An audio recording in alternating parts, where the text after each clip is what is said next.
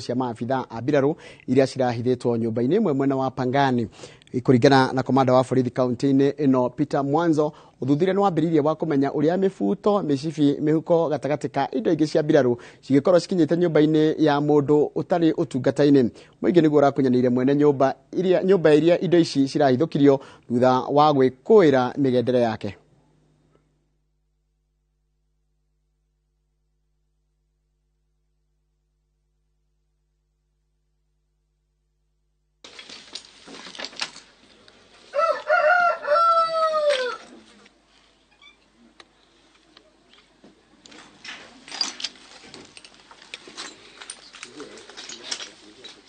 Tulipata ujumbe kwamba kuna nguo ambazo zinafanana kama ni za either za jeshi ama ni za security agency.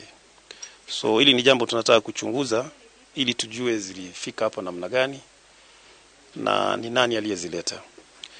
Kwa hivyo tunajaribu tulipopata huo ujumbe, of course chief kupitia chief wa area OCS alijulishwa na wakubwa wote wakajulishwa.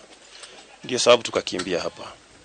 Na tumeweza kurecover kama vile mnazoviona. Na tutajiweka katika uchunguzi tujue hizi ndizo zinatumiwa katika kufanya uhalifu.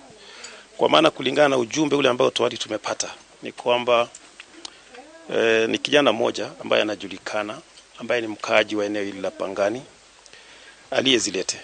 Na huyo kijana kwa sasa ni kama hayuko hapa karibu, amejificha kwa sababu yote hatujui.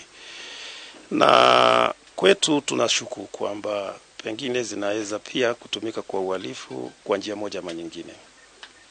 Kwa sababu mara nyingi unasikia kwamba kuna vitu vimefanyika, visa vimefanyika na watu walikuwa na either uniform ya polisi ama uniform ya jeshi, uniform yoyote. Na hilo ni jambo ambalo kuendelea mbele tutalikubali, tutaendelea kukaza mkazo.